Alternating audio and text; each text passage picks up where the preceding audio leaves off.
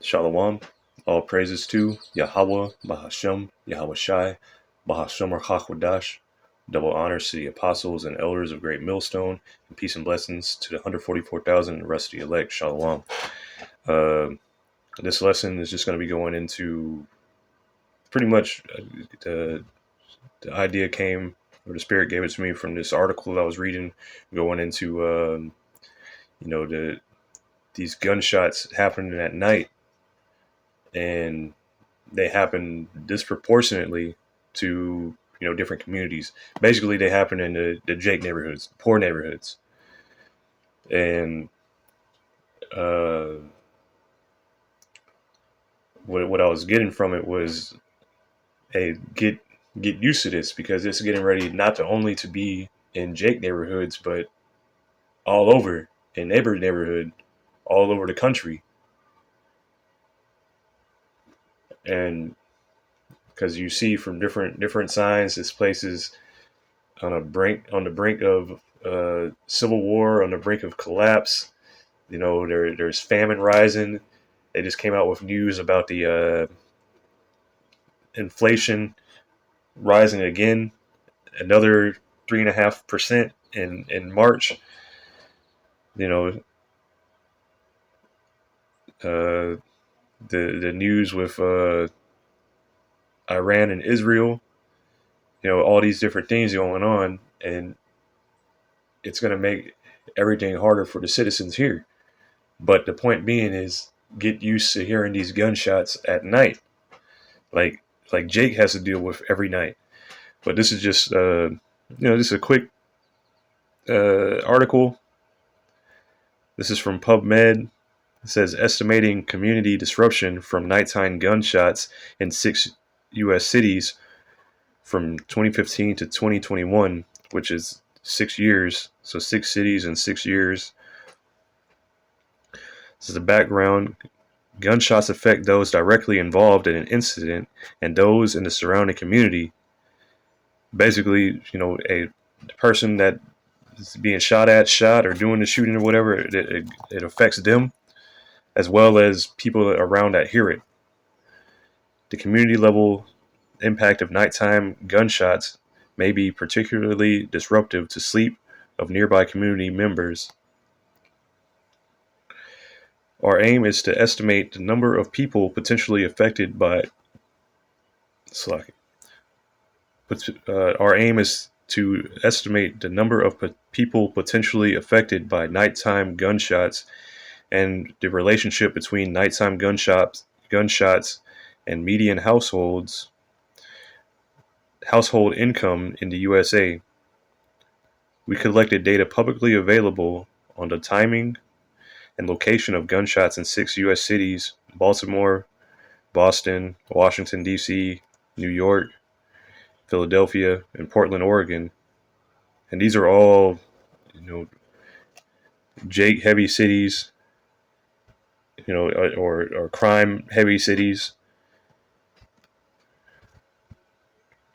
which Portland just, I believe they just recriminalized drugs after letting people, freely use drugs for a number of years.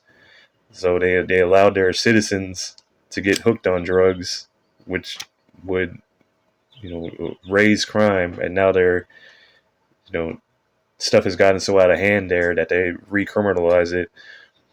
But, these are all experiments to these fucking elite Edomites.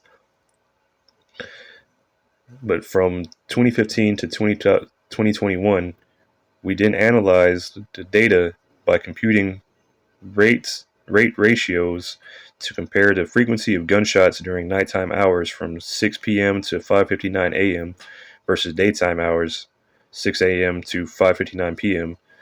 Additionally, we use geospatial mapping to create choropleth maps to visualize the variation in nighttime gunshot density across cities. We estimated using a citywide population person nights to potentially impacted by the sound of those gunshots in an area of zero point 0.2 and 0.5 mile highs radius.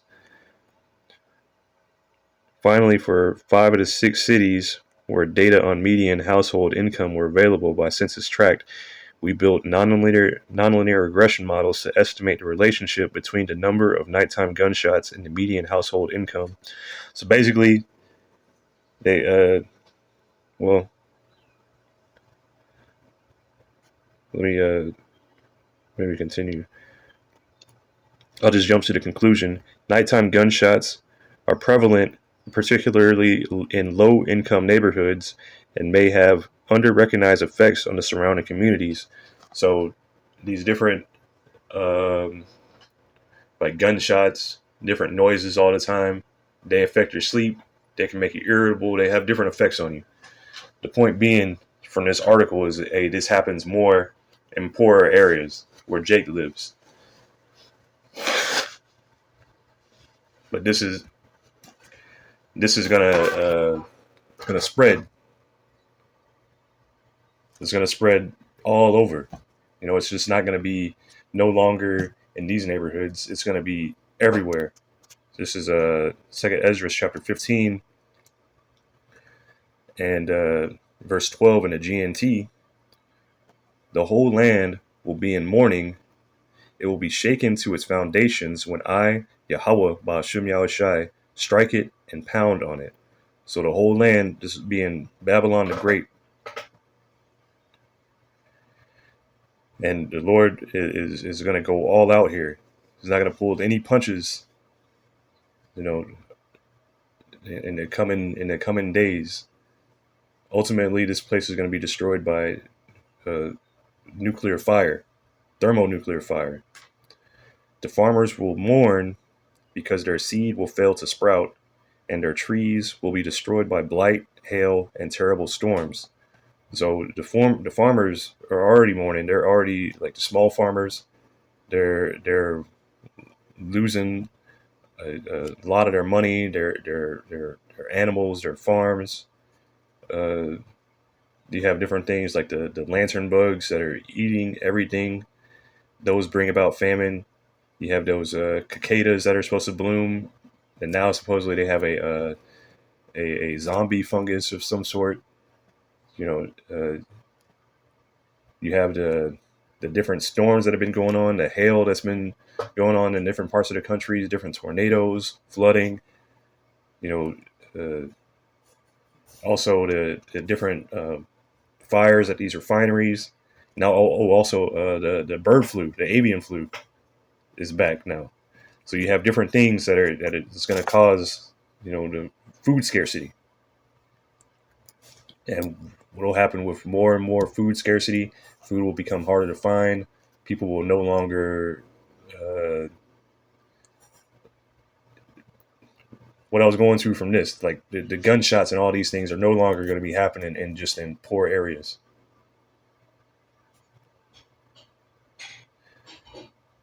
The world and the people in it are doomed.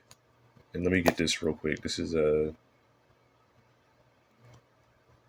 Micah chapter 2 and 10. Arise ye and depart, for this is not your rest. This is not our rest.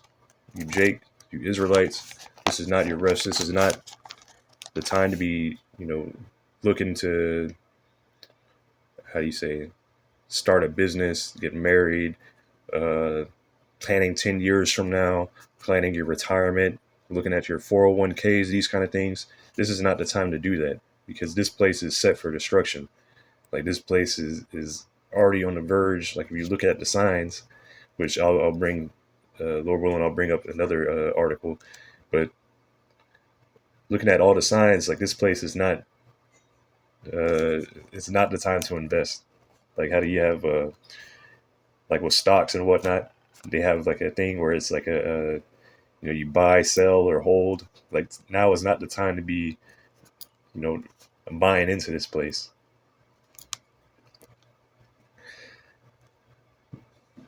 Arise ye and depart, for this is not your rest, because it is polluted. And this place is greatly polluted from the air, food, water, mentality. Everything here is polluted. It shall destroy you, even with a sore destruction. So this place, if it This place will destroy you.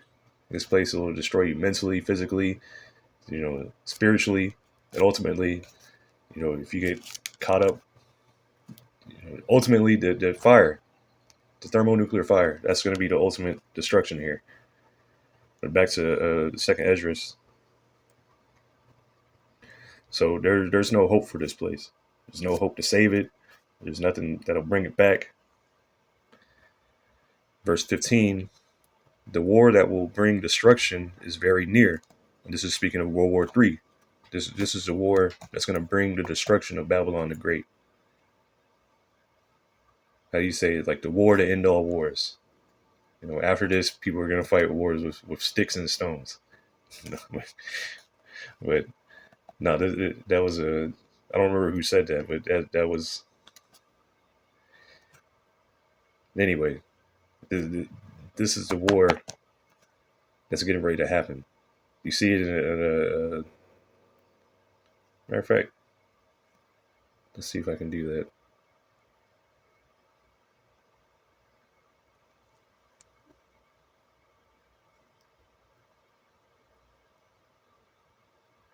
Oops.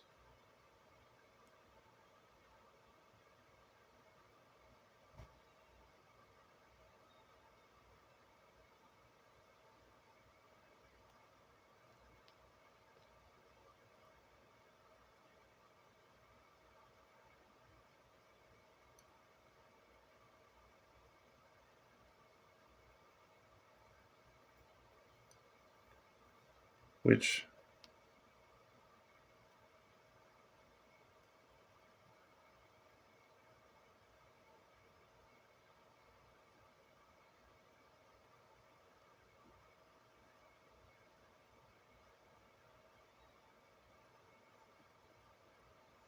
you see it, but I don't really know how to. I'll have to look into that. I don't really know how to bring up trending searches. But hey, anyway, World War III is trending in the news. You see it in different places. You see it in, you know, different fears about it. It might not start today. It might have already started. It's not official. But World War III, this is the war that's going to end all the wars. Verse 15 again, Second Ezra chapter 15 and 15 GNT. The war that will bring their destruction is very near. Nations will arm themselves and fight against other nations. And you see that with Iran and Israel. You see that happening with China and Taiwan, the U.S. helping Taiwan, U.S. trying to play both sides, Russia, Ukraine. You see different nations arming up against each other. Mexico cut off diplomatic ties with Ecuador.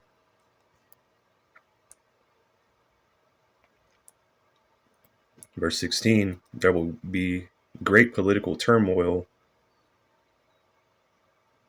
with one group trying to overpower another and gain control while ignoring the legitimate government. And you see this happening here. You have the left versus the right, conservative versus Democrat, or conservative versus the liberal, or however it is, the Republican versus Democrat. It's divided on all levels here. And this is Mark chapter 3 and 24. And I'm going to read this in a couple of different versions as this is going into the Civil War. This is Mark 3 and 24 in the NLT. A kingdom divided by civil war will collapse. And this is civil war is coming here. See, people are tired of the people, the liberals. People are tired of the conservatives. People are tired of this. People are tired of immigrants. People are tired of everything. People, these it's divided on every level. This is the Amplified. If a kingdom is divided, split into factions and rebelling, which you've seen that, it's split into different factions here. Even the Edomites, the so-called white man, they're all divided. They have them different. There are different factions, the Proud Boys, this and that, and whatever other things they come up with every week. You know, I don't know what they even call them. I don't. But hey, the 1-6 thing, you know, that was a thing of rebelling. That was a sedition. If a kingdom is divided, split into factions, and rebelling against itself, that kingdom cannot stand. So, the point being, this kingdom cannot stand. Another one in the GNT: if a country divides itself into groups which fight each other, that country will fall apart. The last one, this is in the Weymouth New Testament. For if civil war breaks out in a kingdom, nothing can make that kingdom last, and this kingdom is set to be destroyed. You know, this kingdom is falling apart. This is from a Wikipedia article on societal collapse. This is societal collapse, also known as civilizational collapse or systems collapse, is the fall of a complex human society characterized by the loss of cultural identity, which these people really don't have any kind of identity. It's built on pride. It's all built on destruction, so it's meant to be destroyed, you know. And societal and social complexity as an adaptive system, the downfall of government, and you see the government is collapsing here. You know, the higher up the senators, all these people are old degenerates, you know, and the rise of violence. You see the violence is rising across the country. You know, it's been on a rise. Possible causes of societal collapse include natural catastrophe, which we've been seeing since the start of this year. You know, different tornadoes, hailstorms, flooding, um, fires, war, which is coming, pestilence. You know, different things like the I mentioned the lantern flies, those cicadas, possibly even those the locusts coming back. You know, the plant diseases. They have to use that. There's an article that came out a while back about chlormequat and different chemicals that they use to try to save these plants to help them to grow. Famine, a shortage of food, economic collapse, which this thing could fall apart any moment now. Because and switch over to a CBDC. We're waiting for this. And inflation is also rising, meaning the value of the dollar is getting less and less. Population decline, or overshoot, which you see different populations. I mean, mass migration, and you see mass migration happening right now. You know, hundreds of thousands of people coming every day, or maybe thousands of people. Who knows? You know, people being shipped into these different cities from different countries and sabotaged by rival civilizations. Same thing. The migrants coming in. You don't know. A lot of them people are fighting age men. You had a thing come out a few weeks ago about the guy. I think it was near El Paso that said that admitted he was a terrorist or whatever. They had a guy a few weeks before that, you know, it said that he was a terrorist.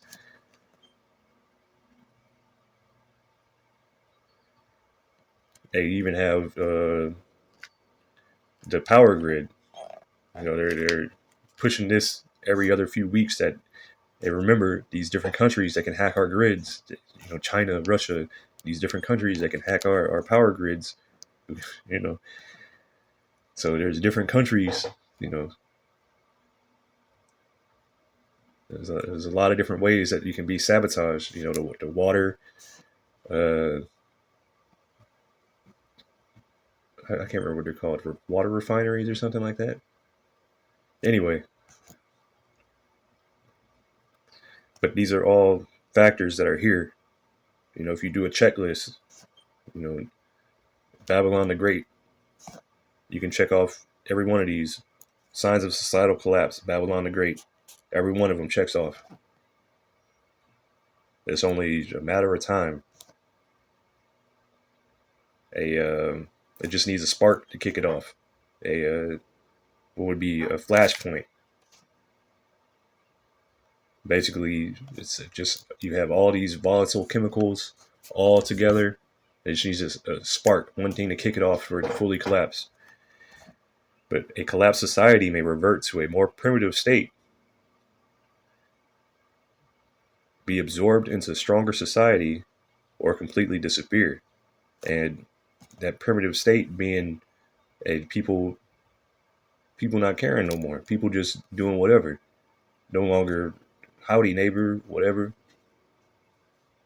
You know, just going upside your head. And ultimately, this whole place is going to completely disappear. It's going to be completely off the map.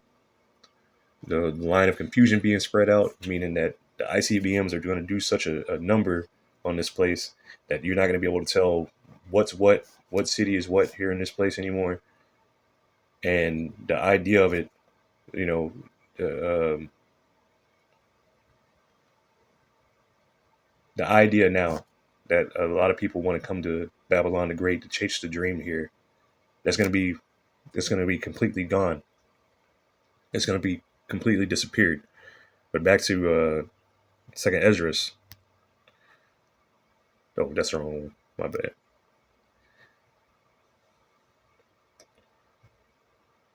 Second Esdras chapter 15 and 16.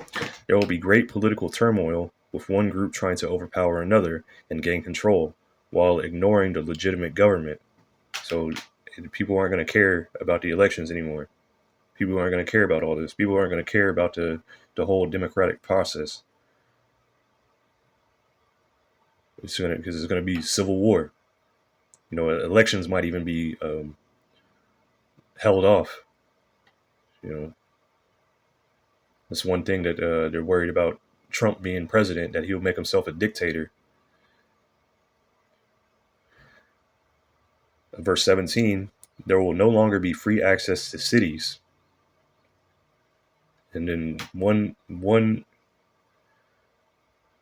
like one idea comes in that's going on in New York and Manhattan is those different tolls, or even the infrastructure being cut off, like that boat that hit that bridge and collapsed the bridge. But continuing on, there will no longer be free access to cities because the struggle for power will bring destruction, terror, and total confusion wherever people live. So wherever people are going to live, it's going to be total confusion. You know, you really don't know, like these highways. Like if you or you watch that movie, Leave the World Behind. Like when they were trying to that scene where they were trying to drive back into the city, and traffic was completely backed up to where they couldn't even get close to the city. You know, you have no idea, like the different roads, highways, all these things will be completely backed up. You know, who's going to be around to tow away these cars or to direct traffic, or you know, to get to an emergency or whatever like that? Like it'll probably be impossible to travel in a car. As a matter of fact, if you read in chapter 16, it says that like there's not even going to be that many people left in the cities.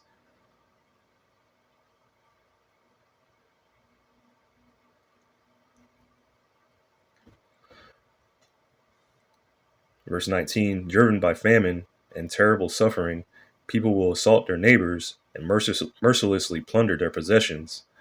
So this being the point, like get used to hearing these gunshots, because there's these people are going to be driven by the famine and terrible suffering, that they're not going to care. They're just going to be, you know, kicking in doors, whatever, assaulting their neighbors, robbing people.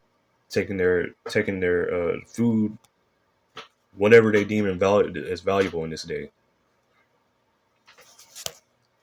with no mercy. Matter of fact, let me get this other one because this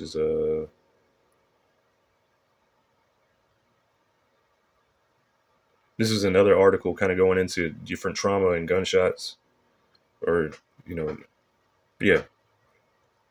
And this is from the National Library of Medicine. And this is from Trauma Informed Care and Behavioral Health Services. And this is, I guess, Chapter 3, Understanding the Impact of Trauma. And this is just, I'm just going to read this part of the article here, down here.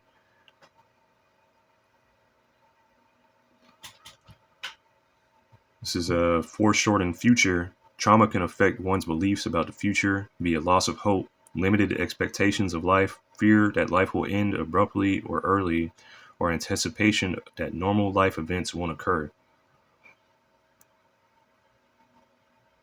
So in these days, like, you no longer don't expect things to return to normal. Things aren't going to return back to normal here and during this time. Initial reactions to trauma can include exhaustion, confusion, sadness, anxiety, agitation, numbness, dissociation, confusion, physical arousal, and blunted affect. So all these things are going to happen to people in these days. Like, they're going to be completely bugged out. Most responses are normal in that they affect most survivors and are socially acceptable, psychologically effective, and limited. Indicators for more severe responses include continuous distress without periods of relative calm or severe dissociation symptoms, and intense intrusive recollections that continue despite a return to safety. Delayed response to trauma can include persistent fatigue, sleep disorders, nightmares, fear of recurrence, anxiety focused on flashbacks, depression, avoidance of emotions, sensations, or activities that are associated with the trauma. So in these days, these people are going to be completely bugged out. Like, they're let me get this other article.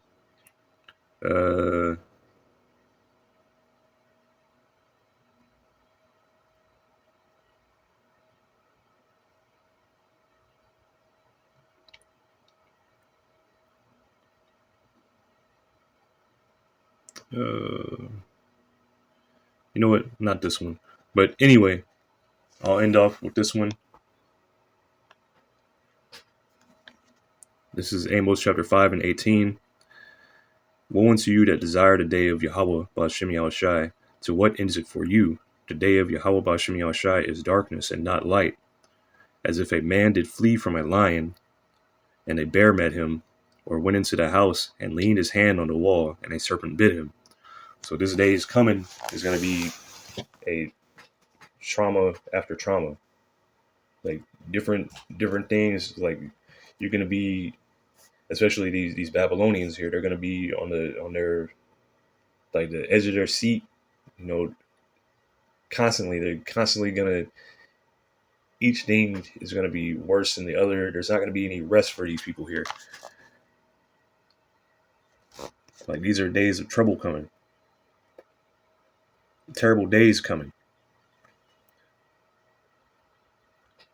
Like, one thing after another.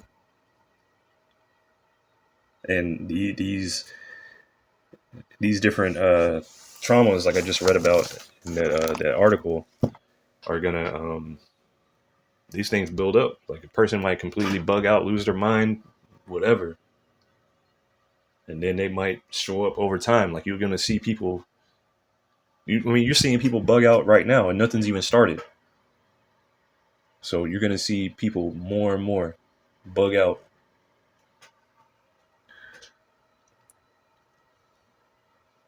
And I just said I was going to end off on that one, but I'll end off on this one. This is Jeremiah chapter 30, and I'll start at verse 5. For thus saith Yahweh, Ba'ashem Yahushai, we have heard a voice of trembling, of fear, and not of peace. These are days of trouble coming. Ask ye now, and see whether a man doth travail with child. Wherefore do I see every man with his hands on his loins, as a woman in travail, and all faces are turned into paleness. So these, like, I think I was watching one of the brothers' videos, and they were going into, showing these different men that were, whether they be transformers, whatever, or just effeminate, refusing, saying if there was a draft or anything like that, they refused to fight. And all these men, while they were, it's men or whatever, but all of these men that were refusing to fight, they all had a feminine sound in their voice. Whether it be the sassiness or how they move their body or whatever like that, or there was a tone in their voice that it sounded feminine. So all these men out here are going to be like women in these days. And they're already like women. Like a good majority of men are really like women in these days. They're effeminate.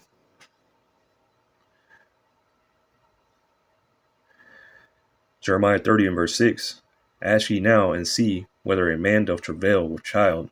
Wherefore do I see every man with his hands on his loins as a woman in travail, and all faces are turned to paleness. Because these days, there's going to be terrible days. Like they're going to be like the trauma article. These people aren't going to know what to do. They're going to be confused, bewildered, disassociating. They're going to be completely bugged out. Verse 7, alas, for that day is great, so that none is like it. It is even the time of Jacob's trouble. Let me read that again. Jeremiah 30 and verse 7, alas, for that day is great, so that none is like it. It is even the time of Jacob's trouble. So this is the time coming. This is Jacob's trouble. It's coming. It didn't already happen. This just, it's not someday far in the future. No, it is right here, right around the corner, at the doorsteps. But he shall be saved out of it. Who? The elect of Israel. And ultimately all of Israel. But does that mean we're going to flee, go to some other land? No. The elect that are here in Babylon the Great are going to have to go through this like all the other people. But the difference is Yahweh Ba'ashem Yahushai is with the elect. Verse 8, for it shall come to pass in that day, saith Yahweh. Oh, Slacky, but that was it. Slacky. But anyway, the point being, get used to hearing these gunshots. Used to hear them at night. Get used to hearing them during the day. Get used to confusion. That's what's coming here to the land of confusion, Babylon the Great, America. And Lord willing, this is edifying. I'm going to say all praises to Yahweh, Ba'ashem, Yahushai, Ba'ashem HaKodash, double honors to the apostles and elders of Great Millstone, and peace and blessings to the 144,000 and the rest of the elect. Shalom.